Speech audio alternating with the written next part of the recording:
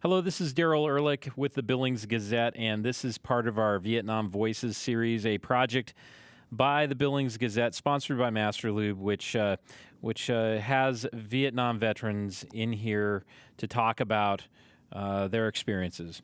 And today I'm honored to be joined by a man who is very well known in the Billings area and the veteran community, Larry McGovern. Larry, thanks for being here. I really appreciate it. You're very welcome, Daryl. Well, we start in the same place. As you may know, we start at the beginning. And so let's talk about life before 1966, before you joined the Navy. Let's talk about before, pre active duty military for you. Where were you? What were you doing? Well, to start at the true beginning, I was born into the Navy because my father was a career naval officer, and I was born oddly enough, in Norman, Oklahoma, which most people say, well, what was the Navy doing in Oklahoma? Not a lot of oceans in Oklahoma. But he was involved in some continuing education at the University of Oklahoma at the time. Okay. Some of the most vivid memories are growing up as a dependent of a naval officer was I got a haircut every Monday of my life with my father, and then would be dropped off at whatever school I was at unless it was summertime. Wow.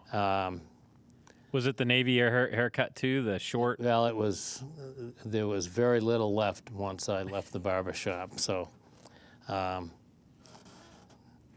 the immediate respect that we were taught to have about all people in uniform was automatic in our household. And that has stayed with me for my entire life. As I mentioned earlier, I've never, since I was discharged from the Navy in 1966, let a person in uniform get by me without attempting to stop them and thank them for what they're doing for this country. It's natural. My children have observed it throughout their lives. My wife constantly comments on it and is really quite proud of it, as a matter of fact. The years that led up to me being actually in the Navy were I joined the Naval Reserve in high school, and I was in high school in Marblehead, Massachusetts, is where we lived. So that shortly after I graduated from high school, I was enrolled in a state school college, and my father helped me realize that I wasn't doing real well, and it was probably time to become an active duty Navy personnel. And that's what I did. I went off to boot camp and returned home for a couple of weeks and went to hospital corps school at Great Lakes, Illinois, which was where one would become a U.S. Navy corpsman, which clearly at that time I had no idea what that was going to mean to me for the rest of my life from the standpoint of relationships, people acknowledging that it's a great thing that was done, and I had wonderful experiences as a corpsman in the Navy. The program that you went through was a fairly long program. I talked to a lot of corpsmen over the years, and it seems like all of the programs were a different length depending upon need. And at that time, Vietnam was starting to rear its head, and the need for corpsmen to be assigned to the Marines became really quite realistic and visible to all of us. My recollection is that every corpsman that graduated from hospital corps school was pretty much on notice that you were likely going to be attached to the Marines at some point in time. There were some that went to ships, some to naval hospitals, which I did right out of corps school, but many of them were transferred to the Fleet Marine Force training programs that were on each coast, and it was really quite startling, the numbers of those young people that came out, went with the Marines, and went to Vietnam, and the frequency of their being injured and or killed was exceptionally high. And Most Navy corpsmen would easily be able to talk about that. It was unnerving for sure. When your father said it's about time to go into the military, was that something that was expected? Had you anticipated your own service? I mean, I know you were in the reserves, but going active duty is a little bit different. I did anticipate it because part of the Naval Reserve relationship was a certain amount of time of active duty, Okay. as expected. It varied. I mean, I knew people that had six-month active duty relationships in those years, 2 years, 3 years. There were even some of us that were extended by President Johnson during part of that period. But it was absolutely expected that you would do some active duty time. Okay. Navy because your father, or Navy? Why Navy? Navy because that was the only choice. Fair enough. Sure. I have a son who is a Navy veteran as well, and Okay. He surprised me with his enlistment, but he knew that it was probably the wisest place for him to go. Okay. So let's talk a little bit. I want to talk a little bit about your training as a Navy corpsman. What, just so if people don't know what that means, give me a basic on that. Navy corpsman is a person that is trained to do certain health care, medical care that is significantly less than obviously than a physician or even certain levels of nurses do. But it's a long tradition in the Navy that the corpsmen were there to render basic primary care, and before they would be sent into combat, they were really quite well trained by the Marine Corps to be combat Navy corpsmen.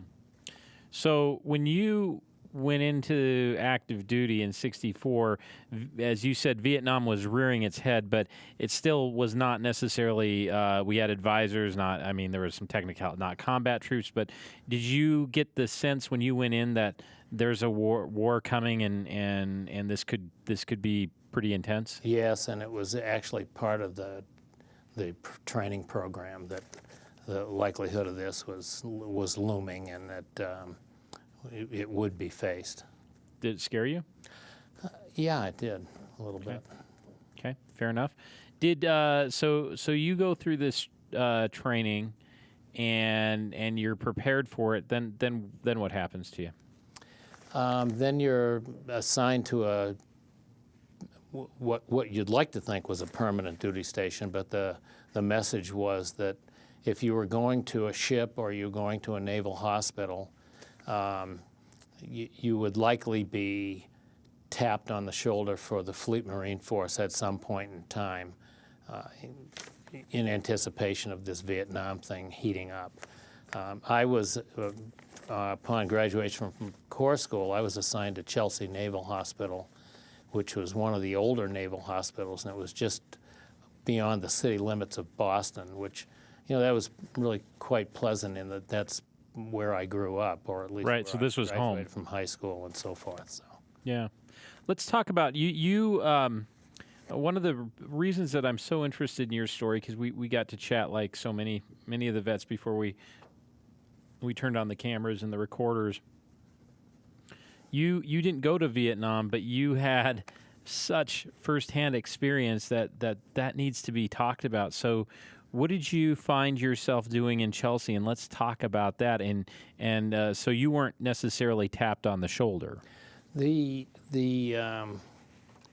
returning wounded from Vietnam were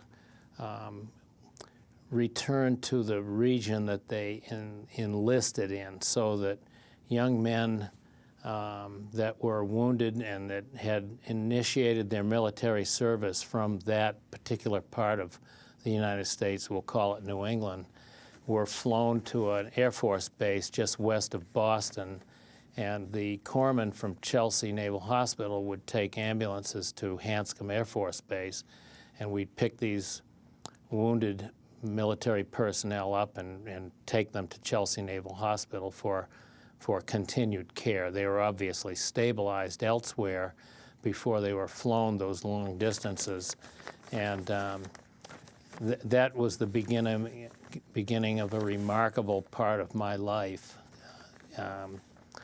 being almost exactly the same age as some of these kids coming back that were really, really terribly injured. Certainly something that made the Vietnam story a lot more vivid for me. And one of the other corpsmen that seemed to be the ambulance mate with me most of the time, and after we picked up this first young person, I really wish I remembered his name. He was Army, and he had had a lot of abdominal injuries and had IVs hanging and so forth and so on. We determined through quick discussion with him that he really would like to inform his mother and dad that he was on U.S. soil. And for those of us that can't live without a cell phone today or a laptop computer, that stuff didn't exist in those days. And our solution was to go to a store and get some change and hold this young man up to a roadside payphone, not a phone booth, but the roadside payphones that were housed in an aluminum shell of sorts.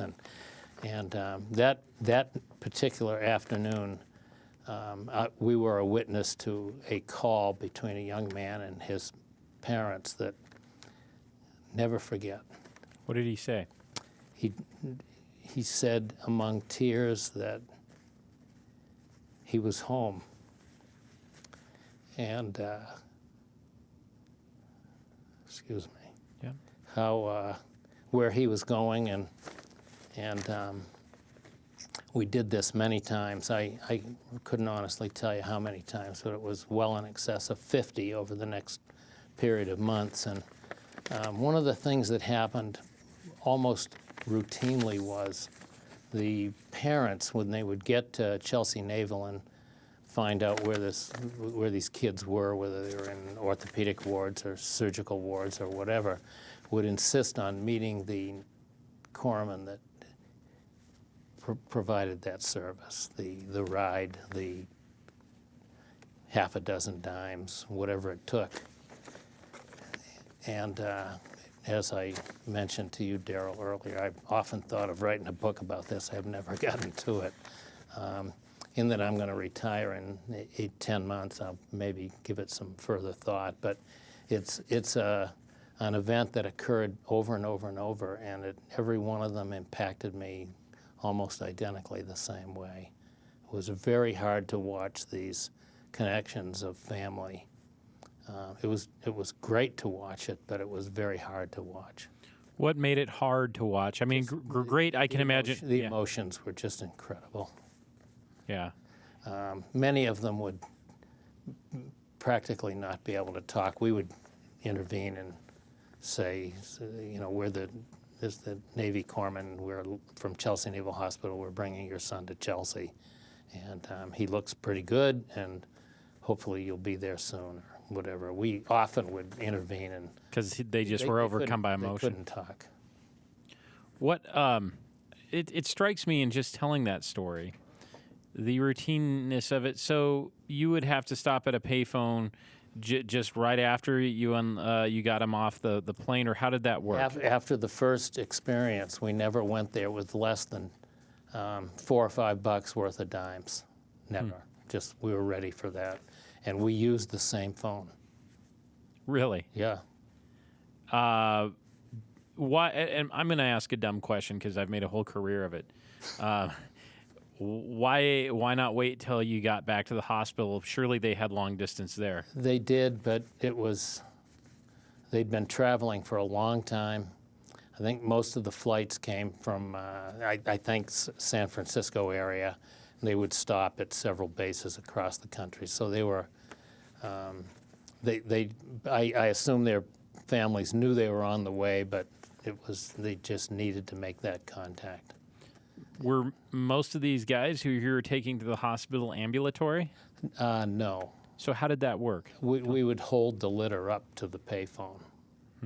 If it was one Navy corpsman, it might not have happened. It took a couple of people to hold him up to those. You're probably actually too young to remember those payphones, but I appreciate you thinking so. I can, but I thank you. it was. We would actually initiate the call and then lift them up almost always. There were some that weren't able to talk. They had head and neck injuries and so forth. And we would, when we did get them back, make sure that the parents knew that they were.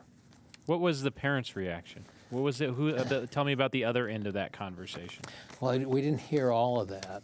Sure. But when you did hear it, there was lots of emotion, lots of loud noise.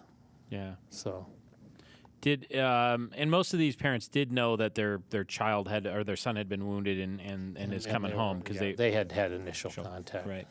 Did you? What a scene that must have been. You're just on this is a payphone that the public uses, right? Yeah. So you're there, and here's this ambulance with 2 medics and these people who are wounded making a phone call. Yeah. Seems like I a imagine surreal it got scene. the attention of some passersby. Did you notice any of them? I did. I didn't. Did any of them ask, or did they just keep No, on? I don't recall any asking or stopping. We were instructed by a senior enlisted person at the Air Force Base that we were to take them straight to the hospital, no stops, and so forth and so on. So we broke the rules on the way, but it was well worth the effort. Yeah. Did they? What was their when you loaded them back into the ambulance? How did that? What was their reaction afterwards? They seemed very relieved, and they seemed like they were home. Yeah, yeah, that must have been an amazing experience. Did every one of them ask, or did you offer? We offered after the first one. And was that your first time of doing it? It was. Huh. That must have been pretty powerful. You're going out. You're kind of new at least this, and then seeing that. It was amazing. Life changing. Totally. In what ways? I'm going to jump ahead because I kind of jump back and forth in these. In what ways did that affect your life? Well, I've had a lot of opportunity to be involved with military personnel, both healthy and wounded, especially since 9/11, and I've been actively involved with the Wounded Warrior Project. I've been involved in taking some of the Wounded Warriors to the field in Montana on hunts. Through the Montana Outfitters and Guides Association, I was involved with their Big Hearts Under the Big Sky program. I actually chaired it for some time. I'm involved today with Wounded Warriors Outdoors out of Florida, another organization that is dedicated to taking care of these people and getting them out and restoring them to normal lives. I've been involved with the Semper Fi Foundation on helping get some of those characters out in the field and on horseback trips through Wyoming and so forth and so on. It's been something that has become a passion, and I've actually gone looking for opportunities to be involved in those things. What's driving that? Why? I think it's listening to those phone calls at that payphone.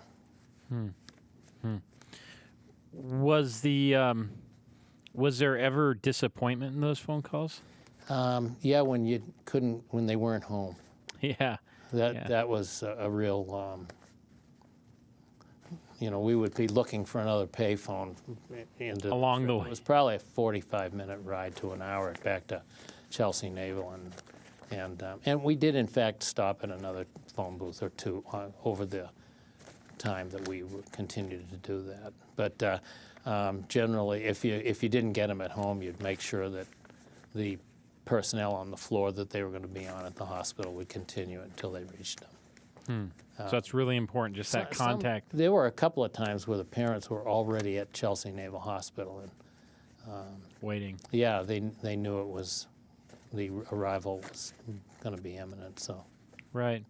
Let's talk about what else you did at the Naval Hospital. What else does a medic do at a Naval Hospital? Well, take care of patients on various wards.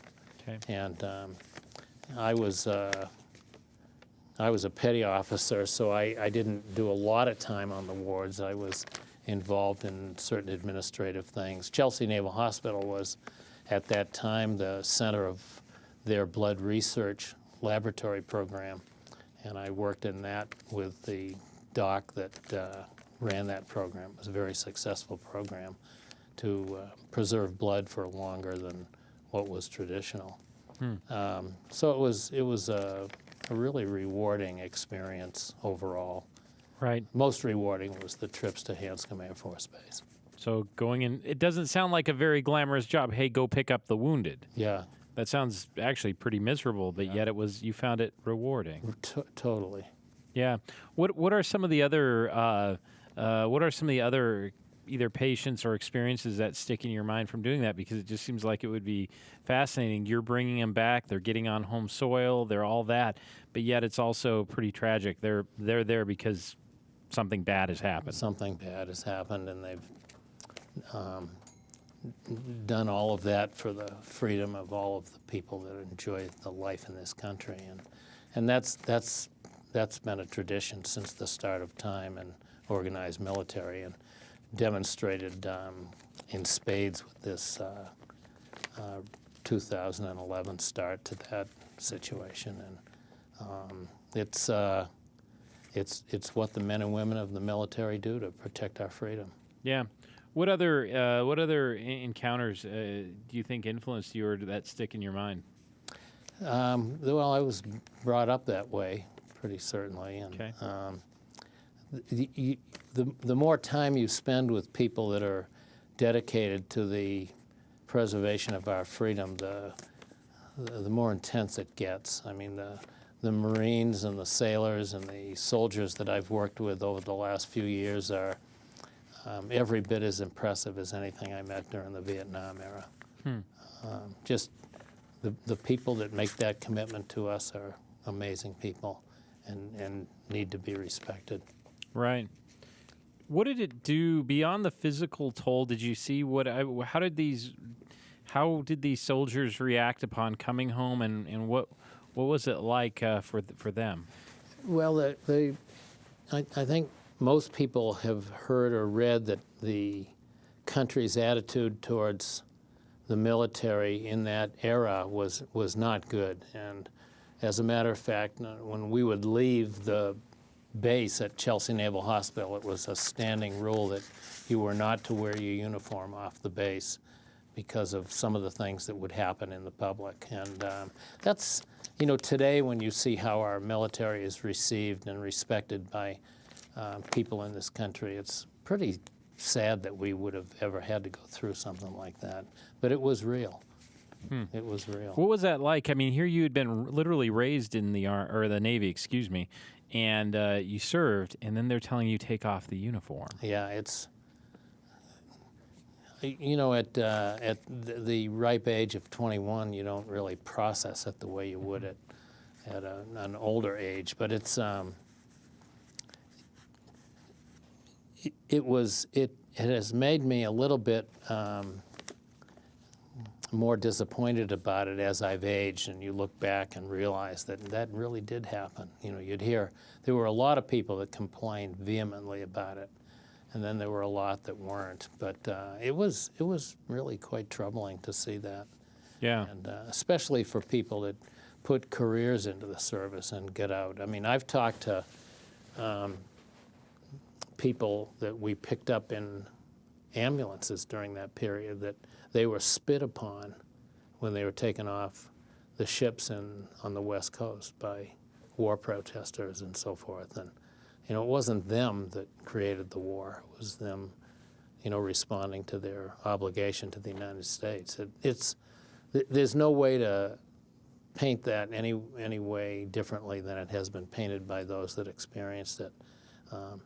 I really was gratified with the way I saw people welcoming our men and women in uniform back from Iraq and Afghanistan. Yeah. I mean, it's so different. It's amazing. Does that, I don't want to say atone, but does that make it feel any different for you? It makes me happy that I didn't have to see it again. So, when you, what did you learn about war from dealing with the people who came back? It was horrible and violent, and even though I was on active duty and the son of a career naval officer, you really had a hard time saying that this is all for the cause, and Right. it's really hard to do that, Yeah. and probably a heck of a lot harder for those that went through it. Yeah. Yeah. Did the guys coming back home and wounded? Did they talk about it? How did they process? Well, keep in mind that the great majority of them were in their late teens, early 20s. And I mean, These are really young. yeah, I mean, how clear thinking are we when we're in our late teens and early 20s as an American male? Right. I mean, Yeah. no, I admit it. Right. Was there anger? Was there sadness? Was there how did they respond? Yeah, it was different. The ones that went in right out of high school, for instance, were I found that on average they were probably less angry. It was the people that got drafted that were taken out of school because they might not have been doing very well or whatever. There was some anger there, and that's, you look at where the protesters came from. Some of them are politicians today, and I vividly remember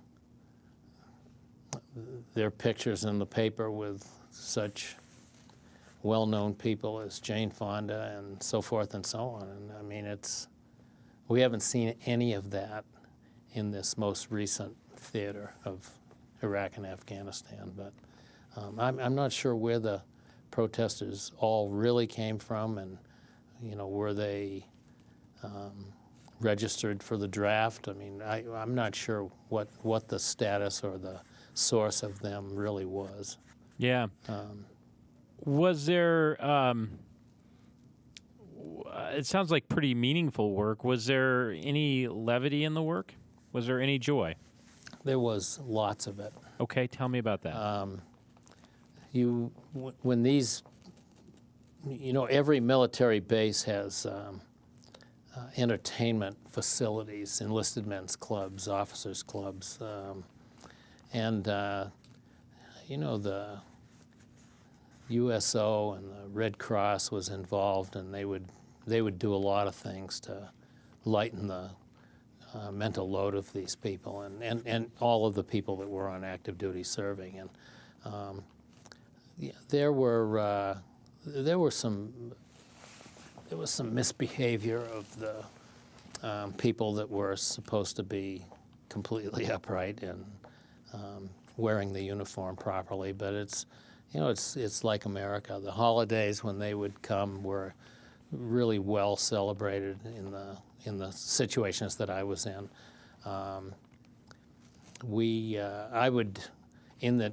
I was 20 miles from home at Chelsea Naval Hospital. I would always have 2 or 3 either patients or fellow corpsmen join me for Christmas and things like that. It was, you reach out and share some of that stuff for those that are so far from home and so forth. Yeah. Did they? Did most of the patients? Did they speak about how they were injured, or what did they say? You'd know. You could read their medical records. Okay. It was, the amount of secrecy of medical records today in healthcare certainly didn't exist then. Right. And, depending upon the type of injury they had and how sick they were, you may or may not enter those discussions. But right. As they were recovering, young people recover pretty quickly. And what kind of injuries were most common? there was a lot of infections coming out of Vietnam. There was a lot of very nasty anti-personnel devices employed by the Viet Cong, and there was lots of poisons and resultant infections. And it was a real study for the infectious disease community to find out how to treat stuff and what the original cause was and so forth. It was very unattractive. Where you look today, I mean, I'm told today that the stuff coming out of the Afghan war and Iraq was so orthopedic related with the type of devices they're using to injure people and blow legs off and things like that. So it was nothing attractive about it, I'll tell you that. Yeah. What lessons, besides how it affected you and caused kind of a continuation of service, what lessons did you take from Vietnam War, being a part of the active military during the war itself? That the contribution that people were making was why we have the freedom in this country that we have. And you hear it today a lot. You hear freedom is not free. Well, that can't be said long enough or loud enough. And I interact with a fair number of people that have been injured in these most recent wars, and I watch how they deal with it, how their families deal with it, and locally. I mean, there's people right here in Billings that are working, paying their taxes, and trying to live the American life that have done a whole lot to preserve that for the rest of us. Yeah. What did you stay in contact, or did you follow any of the patients as they made their recovery? And if so, what did that? I didn't actually. Okay. You think of a hospital in the Boston area, and these people are probably from Maine and Vermont and New Hampshire and Rhode Island. I mean, those are. You live in Montana, and if someone's 100 miles away, you drive over there at the drop of a hat. Well, they don't do that in the more congested parts of the country, so that could have been part of it. You may not know when they were discharged, when they left, how they left, whether they were militarily retired or whatever, but I have stayed in touch with a number of the corpsmen that I worked with. And what's that experience like for you? It's really great because when we entered the service, we had no idea what being a Navy corpsman was going to mean for a lifetime. I mean, if you're a Navy corpsman and you meet a Marine and tell him you're a Navy corpsman, he'll buy you lunch. I mean, it's a great relationship. Right. Are you grateful you weren't tapped on the shoulder to go over to Vietnam?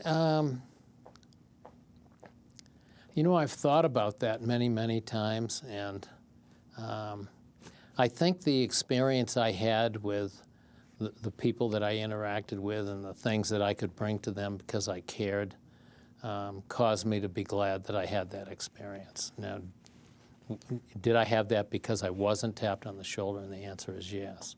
Okay. Otherwise, I would have been over there, and who knows what the result of that would have been. Yeah. Do you think about that? Sometimes. Okay. Do you? Are there other patients? Are there other stories that you have that continue to shape either how you think or what you did in your life? Like that one story at the beginning is so seminal. Are there other ones that you said, okay, this patient gave me that, this patient gave me that? Every single one of them. Okay. Not one or two. Okay. Every one of them was like that. The sadness of when the phone wasn't answered was something we'd deal with. We'd buy them a beer or a Coke or something, and we wouldn't just let it go as an unanswered phone. Let's go to the hospital. We'd try to do something. Do something positive. Yeah. And E4s and E5s enlisted ranks in the 60s. I mean, you didn't make any money. Right. I mean, to spend $3 on a bucket full of cold beer or Cokes is that hurt. Yeah. But it was joyous. Right. What a great story.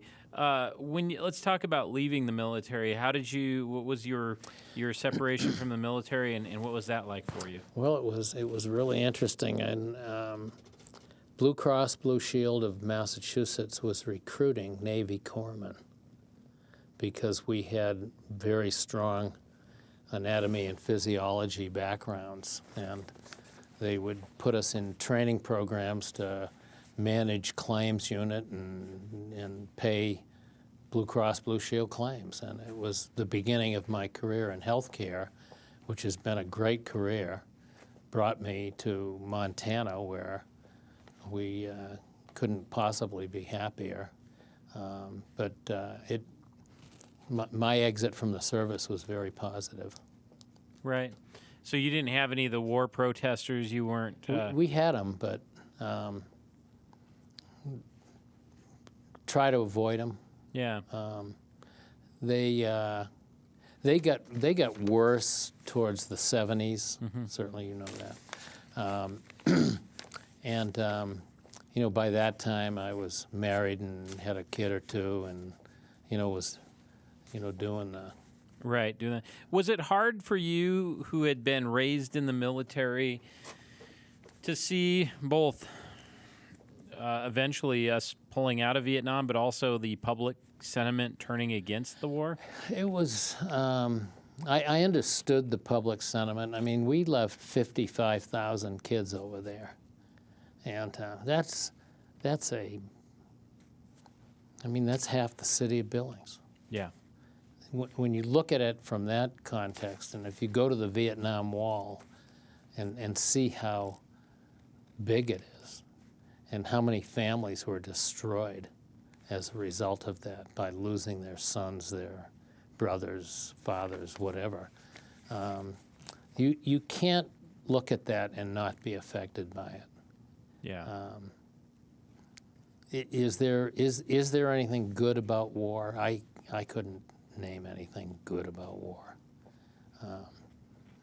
Would I toe the line because I'm sort of conservative and have been through the military experience? Yes. I watched the Commandant of the Marine Corps interviewed in the United States Senate a few years ago. It was General Peter Pace.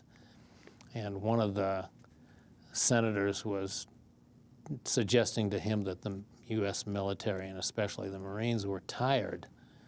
And his response was that, and I can't remember the exact number, but he said there's 25 million veterans out there that would put their pack on today for me if I called them. And he's right. Yeah. I would. Yeah. So you don't. So your one of the questions I've asked is your Vietnam, is your experience in the military, was that a good thing for you? Totally good. Okay. Yeah, I wouldn't trade it for anything. Okay. What when you look back now with almost 50 years, more than 50 years, Yeah. 51. I've got to check my math. As a son of an accountant, I think I'm going to be pretty close. Yeah.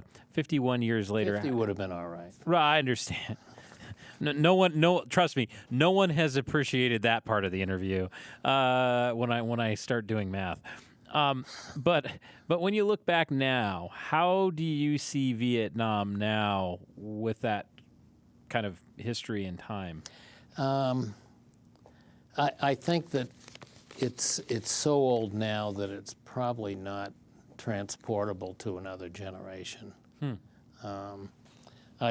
I know that, I don't know the exact number, but there's a very large number of still MIAs in Vietnam. I think it's somewhere in the range of 14,000. I may be wrong, but I heard it recently. And I mean, that's horrific. And, those families that have had to deal with that they've been dealing with it for 50 years or 45 to 50 years probably. And those are the worst tragedies of war, the unknown, and what happened to my brother or my son or whatever. I don't know how they dealt with that. When you went in, and your father clearly as a career Navy man knows what a corpsman does, was he worried for you? He never demonstrated it. Okay. So we had a great relationship, and okay. He had to be proud of what you did, and then I'm sure he was. Yeah. What about your son? You've seen firsthand for months what war can do to a person, and then your son enlists. What was? Well, he was in electronics on an aircraft carrier, so it's probably as safe a place as you could be in the Navy. Sure. Which gives you some comfort. Right. Fair enough. When people find out that that you have Vietnam experience, because it's something that I don't suspect you shy away from, what are the common questions that are asked, and what are your responses? There really aren't a lot of questions asked. A lot of people that I interact with today, friends of mine, that many of which are not veterans, know how strongly I feel about it. That I believe some of them are cautious about certain opinions. I'm not a violent person, so it's not as if I'd take a stick to them or anything. Right. I have very strong opinions about respecting what they do and not misunderstanding the fact that they're following orders, and Right. that's what they signed up for, and you are in fact a beneficiary of that. They're protecting our freedom. Yeah. When you, one of the reasons we're doing this, and one of the reasons we've got all of this set up here, is because I not only want to preserve these stories for here and now, I want to preserve them going forward so that people can look back and they can hear about what Vietnam was like from people who experienced it and who lived here, know some of the same places. What do you hope people don't forget about Vietnam? I think that I've spoken at a lot of veterans gatherings on holidays and things like that, and I've in fact talked to several of the people that you've done this story on, which has provided really, really warm feelings, and I'm going to connect with several of them in the next couple of weeks. I have to suggest that the veterans have a responsibility to share with the non-veteran community what being a veteran means, without being obnoxious, of course. But the only ones that really can explain that are the veterans, and they've been incredibly silent for too long. And I totally commend you and the Gazette for what you're doing here. This is so long overdue, it's amazing. Well, I appreciate that. I couldn't do it without without veterans sharing their stories. Do you think, what's I think I know the answer, but I never want to assume I know the answer to anything. Why do you think there's been that reticence to share?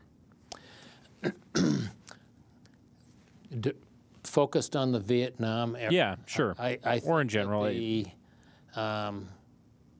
the way veterans were treated coming out of the service is probably the primary reason for that. Okay. They've tried to suppress it. We were doing a Semper Fi Foundation program, and there were a bunch of Marines in town, and they were being taken to Wyoming to go on a cattle drive. A rancher down there had set up a marvelous 4-day event for them, and the community of Billings got behind it. A couple of us made calls about getting some vehicles involved, and the community just jumped right out at it. But the guy that was organizing it was a wounded Marine from Roundup, and he told me of his father's story of coming off a ship and on the West Coast wounded, and literally being attacked and spit on and so forth. And I wasn't treated like that, but I can't imagine that that would cause some to want to try to push that way as far back as possible. Yeah. I've given this to you, and this is how I'm treated for it. Yeah, yeah. Pretty hard to then to say maybe years down the road, okay, now we want to hear about it. Then we didn't, but now we do. Yeah. Yeah. Yeah. What one of the things that's probably foolish, I've said in all of these, is to try to condense all this experience into one short interview. In many ways, that couldn't possibly do your experiences justice. But what other experiences, what things am I missing about your story that need to be preserved, Larry? That I feel that everybody in this country, veterans and non-veterans, owe today's military personnel a great deal of thanks for preserving the way we live. And it's fragile. And, the wrong turn can change that. And I think that keeping that respect alive is what will cause other generations to want to make the same contribution. Yeah, do you think it's obviously, so you've seen a turn from when you were in there to now. Do you think we're on a better trajectory now with respecting and supporting? Absolutely. Yeah. Absolutely. Yeah. And it's truly because of things like this that are going to enable that. Well, I hope people are listening, and because I think one of the things that they don't realize is you had to make phone calls from payphones so that they could talk to family. And I think once people understand that, they begin to understand what war is really like and the consequences. Not to say whether it was wrong or right politically, whatever, but that it has completely regardless of that, it has very real consequences. Oh, it's one of the best things I've ever done. Well, I just can't thank you enough for coming in and sharing your stories and being a part of this. And two things. Not only thank you for sharing your story, thank you for what you're doing for vets today, and then thank you for being willing to serve in 1964 too, and to go through that and be that. I certainly my hat off to you too for doing that. So thank you. You're most welcome. This has been Daryl Ehrlich. I have been joined today by Larry McGovern. It's been a real pleasure to hear his stories. This has been part of our Vietnam Voices series with the Billings Gazette.